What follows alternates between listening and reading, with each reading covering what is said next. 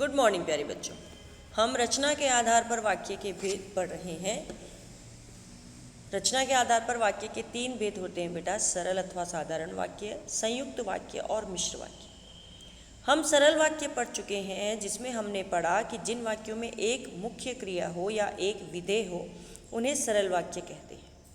ठीक है, कर्ता एक से अधिक हो सकते हैं लेकिन क्रिया सदैव एक से अधिक होते हैं। ठीक है, जैसे रेखा खाना खा रही है, रेखा और कुसुम खाना खा रही है, जो क्रिया है खा रही है वो एक ही है। ठीक है, धूप निकल रही है, मैं मेरठ होता हुआ 2 दिन बाद दिल्ली पहुंचूंगा, पानी बरस रहा है, ये सब सरल वाक्य के उदाहरण हैं। उसके पश्चात बेटा हमने संयुक्त वाक्य पढ़े थे कि जहाँ 2 या 2 से अधिक उपवाक्य किसी समुच्चय बोधक अव्यय से जुड़े होते हैं वे संयुक्त वाक्य कहलाते हैं, है ना। कि जिस वाक्य में सारे उपवाक्य समान स्तर के हों। ओके, कि जब उन्हें अलग किया जाए तो वे स्वतंत्र वाक्य बनने की स्थिति में हों, है ना, कि वे अपना अपना अर्थ देने में सक्षम हो, वे संयुक्त वाक्य कहलाते हैं। ठीक है, तो इसमें क्या बातें महत्वपूर्ण होती है कि सरल वाक्यों का स्वतंत्र प्रयोग हो सकता है। दोनों वाक्य बेटा कभी भी एक दूसरे पर आश्रित नहीं होते, एक दूसरे से संबंधित अवश्य होते हैं, लेकिन जब उन्हें अलग करें तो कोई ना कोई अर्थ निकल जाता है। सरल वाक्यों की रचना एक सी होती है क्योंकि मैं बार बार बता रही हूँ समान स्तर के शब्द और वाक्य, है ना। जैसे मैं खाना खा रहा हूँ और घर जा रहा हूँ। 2 विरोधी तर्क वाले वाक्यों का एक वाक्य नहीं बनाया जा सकता। राम बहुत कंजूस है किंतु है ना, ये संयुक्त में नहीं आएगा। कभी कभी विशेष प्रभाव करने के लिए किंतु आदि स्थानों की जगह अल्पविराम का भी प्रयोग किया जा सकता है। ठीक है, सरल वाक्यों के समान घटकों को संयुक्त वाक्यों में जोड़ दिया जाता है ना। कि जब हम योजक चिन्ह लगाते हैं तो कर्ता यदि एक है तो उन कर्ता को एक कर दिया जाता है, कर्म यदि एक है तो वो कर्म एक कर दिया जाता है ना। पवित्रा 5वीं कक्षा में पढ़ती है और उसकी बहन 3री में। ठीक है ना, तो अब यहाँ पर पढ़ती है और कक्षा समान शब्द हैं तो उन्हें हम संयुक्त वाक्य में हटा सकते हैं। ठीक है बेटा, संयुक्त में कोई भी वाक्य प्रधान अथवा अप्रधान अथवा आश्रित नहीं होता, दोनों वाक्य समान महत्व के होते हैं। ठीक है, साथ ही मैंने ये भी समझाया था कि ये समानाधिकरण समुच्चय बोधक शब्दों से जुड़े होते हैं, अतः उसी आधार पर ये 4 प्रकार के हो जाते हैं: संयोजक, विभाजक, विरोध सूचक और परिमाणवाची सूचक। ठीक है, आज हम पढ़ेंगे हमारे मिश्र वाक्य। ठीक है, मिश्र होता है बेटा कॉम्प्लेक्स सेंटेंस। ठीक, कि जिन वाक्यों की रचना एक से अधिक ऐसे उपवाक्यों से हुई है जिनमें एक प्रधान उपवाक्य और दूसरा गौण हो या आश्रित उपवाक्य।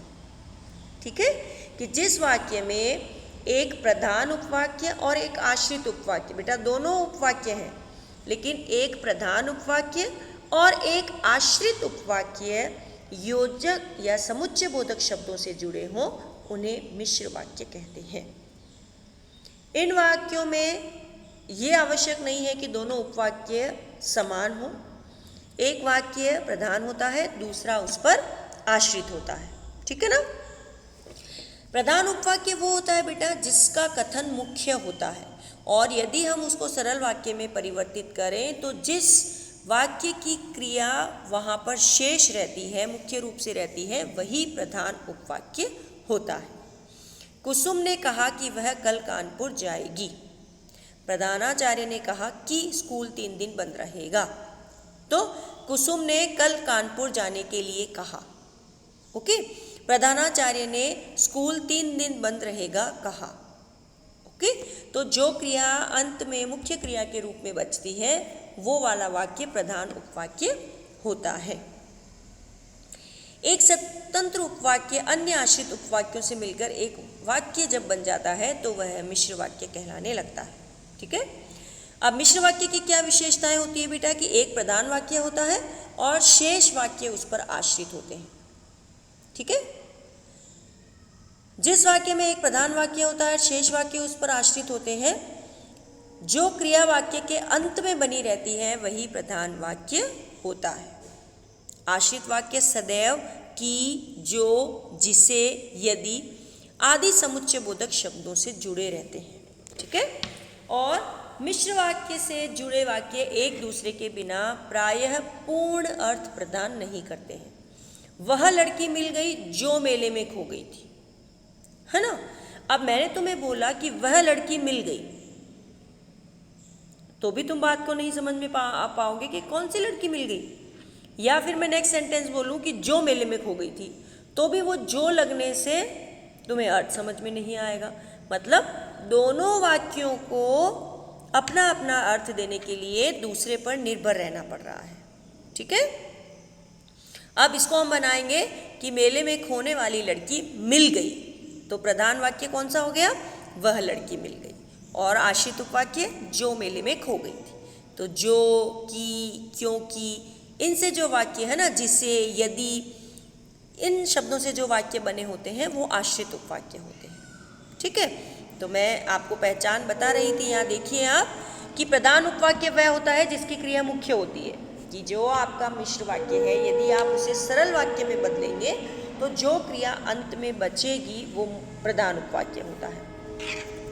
आश्रित उपवाक्यों का प्रारंभ प्रायः की, जो, जिसे, यदि, क्योंकि से होता है। मिश्र वाक्य का एक सरल वाक्य में रूपांतरण करना है, जो क्रिया वाक्यांत में बनी रहेगी वही उपवाक्य होगा। जैसे अनुराग परिश्रम करता तो अवश्य सफल होता, अनुराग परिश्रम करने पर अवश्य सफल होता। ठीक है ना, तो अवश्य सफल होता, है ना, अनुराग परिश्रम करता तो, ओके, तो परिश्रम करता तो ये हो गया हमारा आश्रित उपवाक्य। ठीक है, परिश्रम करता, और अवश्य सफल होता, ये देखो मुख्य क्रिया बच रही है लास्ट में, तो ये हमारा क्या होगा, प्रधान उपवाक्य होगा। ठीक। अब मिश्र वाक्य में जो आश्रित उपवाक्य होते हैं बेटा वो 3 प्रकार के होते हैं, संज्ञा उपवाक्य, विशेषण उपवाक्य और क्रिया विशेषण उपवाक्य। सबसे पहले बेटा हमारा संज्ञा उपवाक्य, कि जो प्रधान उपवाक्य किसी संज्ञा अथवा संज्ञा पदबंध के स्थान पर प्रयुक्त हुआ, है ना। अब यहाँ पर ये मान लो तुम कि जो उपवाक्य, जो आश्रित उपवाक्य संज्ञा की तरफ इशारा करे वो संज्ञा उपवाक्य होते हैं। जैसे श्याम ने कहा कि हम लड़ाई नहीं चाहते, कि हम लड़ाई नहीं चाहते, तो अब लड़ाई की बात हो रही है। लड़ाई क्या है, संज्ञा शब्द। ठीक है, लड़ना क्रिया है, लड़ाई क्या है, संज्ञा है, तो लड़ाई की बात हो रही है, संज्ञा आश्रित उपवाक्य। ठीक है। विद्यार्थी जानता है कि परिश्रम करना कठिन है, परिश्रम संज्ञा शब्द है। माता की इच्छा है कि बेटी डॉक्टर बने, ठीक है, बेटी और डॉक्टर संज्ञा शब्द है। इनसे पूछिए कि ये कौन है। अब ये बेटा सर्वनाम शब्द है, लेकिन ये प्रयोग संज्ञा के स्थान पर होता है। बहुत बार ऑप्शन में आपके सर्वनाम वो भी आ जाता है ना, सर्वनाम उपवाक्य, एक उपभेद है ये संज्ञा के साथ। तो यहाँ ये की बात हो रही है, ये संज्ञा के स्थान पर प्रयुक्त में हुआ है, अतः ये संज्ञा उपवाक्य है। ऐसे ही विशेषण बेटा जो, जिसने, ये वाले जो वाक्य होते हैं ये आश्रित उपवाक्य सदैव विशेषण वाले होते हैं। यह वही लड़का है जिसने कल चोरी की थी, ओके। जो परिश्रम करता है उसे अवश्य सफलता मिलती है।